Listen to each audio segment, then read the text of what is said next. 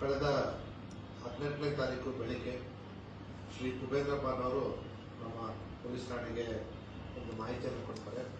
ಆ ಮಾಹಿತಿಯ ಪ್ರಕಾರ ಮನೆ ಹೊರಗಡೆ ಮಲಗಿರ್ತಕ್ಕಂಥ ಅವರ ತಮ್ಮ ನಿಂಗಪ್ಪ ಬಸಪ್ಪ ಅರವಳ್ಳಿ ಅಲಿಯಾಸ್ ಮುಕ್ಕುಳೆ ಅನ್ನೋಂಥವ್ರು, ವಯಸ್ಸು 41 ವರ್ಷ, ಮಣ್ಣೂರು ಗ್ರಾಮದವರು, ಬೆಳಗ್ಗೆ ಕೊಲೆ ಆಗಿದ್ದಾನೆ ಅನ್ನೋಂಥ ಮಾಹಿತಿಯನ್ನು ಕೊಡ್ತಾರೆ. ತಕ್ಷಣ ನಮ್ಮ ಪೊಲೀಸರು ಸ್ಥಳಕ್ಕೆ ಧಾವಿಸ್ತಾರೆ.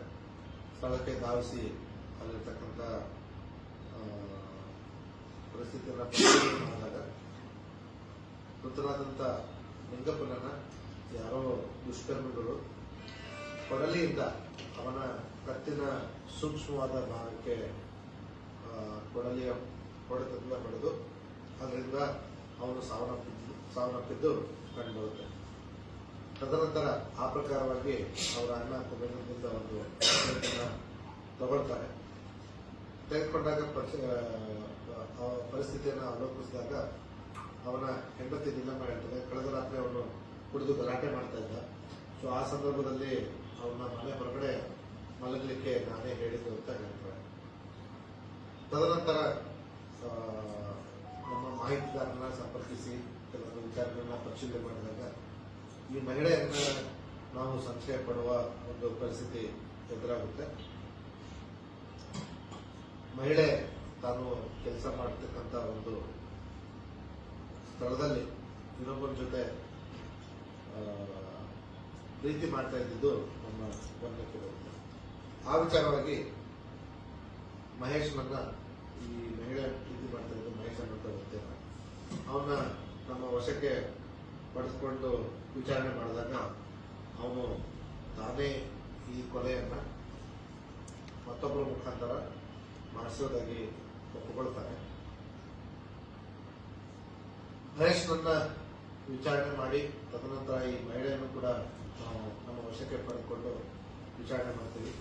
ಆ ಮಹಿಳೆ ಕೂಡ ಆ ಕೊಲೆಯ ಪ್ಲಾನಿಂಗ್ ಕಾನ್ಸ್ಪಿರಸಿಯಲ್ಲಿ ಸಂಚಿನಲ್ಲಿ ಭಾಗಿಯಾಗಿಕೊಂಡು ಬರುತ್ತೆ.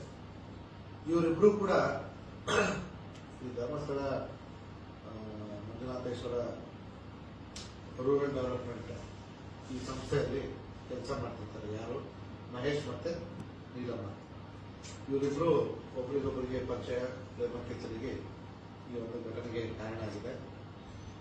ನೀಲಮ್ಮ ಮತ್ತೆ ಮಹೇಶ್ ಈ ಧರ್ಮಸ್ಥಳ ಕ್ಷೇತ್ರ ಅಭಿವೃದ್ಧಿ ಸಂಸ್ಥೆಯನ್ನ ಯಲ್ಲಪ್ಪ ಅನ್ನೋನ ಮನೆಯಲ್ಲಿ ಬಾಡಿಗೆಗೆ ನಡೆಸ್ತಿರ್ತಾರೆ. ಸೊ ಹಾಗಾಗಿ ಯಲ್ಲಪ್ಪನ ಬಗ್ಗೆ ಗೊತ್ತಿರುತ್ತೆ. ಮತ್ತೆ ಯಲ್ಲಪ್ಪನ ಮೇಲೆ ಈ ಮುಂಚೆ ಪೊಲೀಸರ ಮೇಲೆ ಒಂದು ಅಟ್ಯಾಕ್ ಮಾಡಿರ್ತಕ್ಕಂಥ ಕೇಸ್ ಇರೋದು ಕೂಡ ಅವರಿಗೆ ಗೊತ್ತಿರುತ್ತೆ.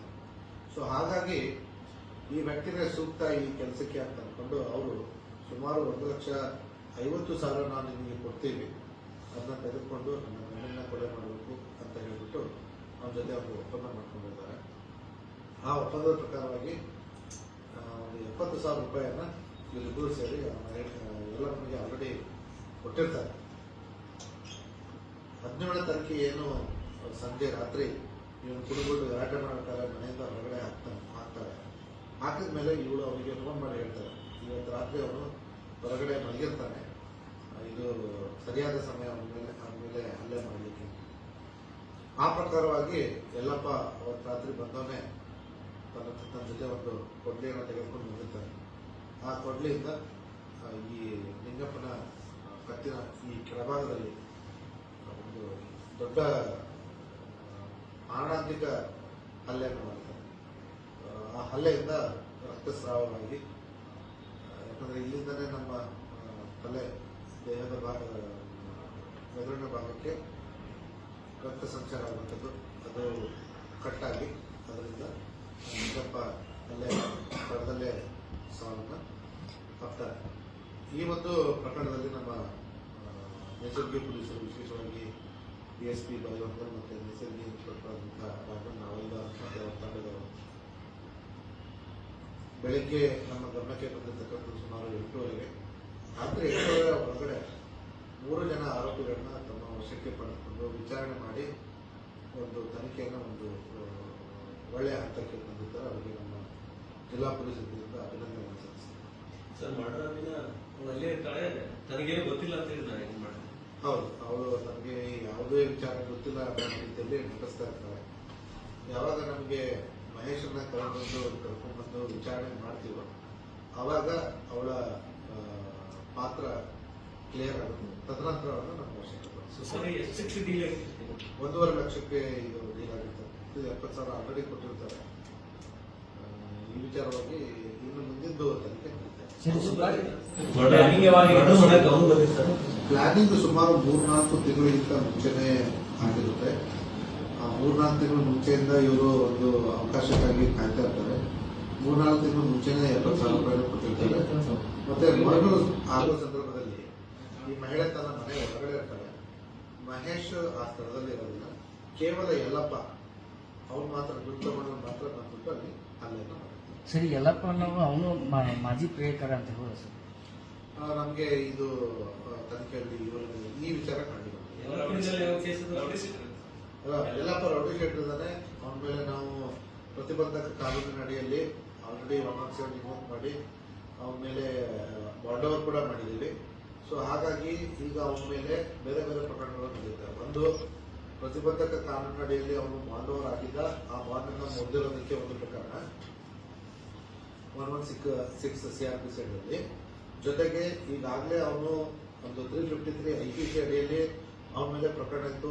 ಆ ಪ್ರಕರಣದಲ್ಲಿ ಅವನು ಬೇಲ್ ಮೇಲೆ ಹೊರಗಡೆ ಬಂದಿದ್ದ. ಈಗಾಗಲೇ ನಾವು ಮಾನ್ಯ ನ್ಯಾಯಾಲಯಕ್ಕೆ ಈ ರೀತಿ ಇವನು ಬೇಲ್ ಕಂಡೀಷನ್, ಸಾಮಾನ್ಯವಾಗಿ ಯಾವುದೇ ಬೇಲನ್ನು ಕೊಡಬೇಕಾದ್ರೆ ಮುಂದೆ ಯಾವುದೇ ಪ್ರಕರಣದಲ್ಲಿ ಭಾಗಿಯಾಗಬಾರದು ಅಂತ ಹೇಳಿ ಒಂದು ಕಂಡೀಷನ್ ಹಾಕಿ ಅವನ್ನ ಬೇಲ್ ಮೇಲೆ ಬಿಟ್ಟಿರ್ತಾರೆ. ಆ ಪ್ರಕರಣ ಕೂಡ ನಾವೀಗ ಆ ಪ್ರಕರಣದಲ್ಲಿ ಕೂಡ ನಾವು ಬೇಲ್ ಕ್ಯಾನ್ಸಲೇಷನ್ಗೆ ಮೂವ್ ಮಾಡಿದ್ದೀವಿ. ಮತ್ತೆ ಈಗಾಗಲೇ ಇವರು ರೌಡಿ ಶೀಟ್ ಇರೋದನ್ನು ಕೂಡ ಮಾನ್ಯ ನ್ಯಾಯಾಲಯದ ಗಮನಕ್ಕೆ ತೆಗೆದುಕೊಂಡಿದ್ದೀವಿ. ಸದ್ಯಕ್ಕಿನ ಪ್ರಕಾರ ನಮಗೆ ಆ ವಿಚಾರದಲ್ಲಿ ಸ್ಪಷ್ಟತೆ ಇಲ್ಲ. ನಾವು ತನಿಖೆಯನ್ನು ಮಾಡ್ತೇವೆ. ಅದೇ ಆ ವಿಚಾರದಲ್ಲಿ ನಮಗೆ ಸ್ಪಷ್ಟತೆ ಇನ್ನೂ ಬರಬೇಕು. ಪ್ರಿಯಕರನ ಡೈರೆಕ್ಟ್ ಇನ್ವಾಲ್ವ್ಮೆಂಟ್ ಇದೆ ಸರ್. ಪ್ರಿಯಕರನ ಡೈರೆಕ್ಟ್ ಇನ್ವಾಲ್ವ್ಮೆಂಟ್ ಇದೆ. ಅವನು ಆ ಸ್ಥಳದಲ್ಲಿ ಇರದೇ ಇದ್ರು ಕೂಡ ಸಂಚೆ ಏನಿದೆಯಲ್ಲ, ಸಂಚಿನಲ್ಲಿ ಅವನು ಸಂಪೂರ್ಣವಾಗಿ ಭಾಗಿಯಾಗಿದ್ದ. ಮತ್ತೆ ಇವನ ಕೊನೆ ಆದ್ರೆ ಬೆನಿಫಿಷರಿ ಯಾರು ಅನ್ನೋದು ನೋಡಿದ್ರೆ ಅವನೇ ಮೂಲ ಬೆನಿಫಿಷರಿ ಅನ್ನೋದು ಕಂಡುಬರುತ್ತೆ. ಸೊ ಹಾಗಾಗಿ ಪ್ರಿಯಕರ ಮತ್ತೆ ಹೆಂಡತಿ ಇಬ್ಬರನ್ನು ಕೂಡ ನಾವು ಈ ಸಂಚಿನ ಭಾಗದಲ್ಲಿ ಜೊತೆಗೆ ಕೊಲೆಯ ಆರೋಪದಲ್ಲಿ ನೇರವಾಗಿ ಅವ್ರನ್ನ ಭಾಗಿದಾರನಾಗಿ ಮಾಡಿ ಮಹಿಳೆಗೆ ಸುಮಾರು 37 ವರ್ಷ, ಲೇಖಕನಿಗೆ 26 ವರ್ಷ. ಮಹಿಳೆಗೆ 38 ವರ್ಷ, ಇವನಿಗೆ 27 ವರ್ಷ. ಹೊಲ ಮನೆ ಕೆಲಸ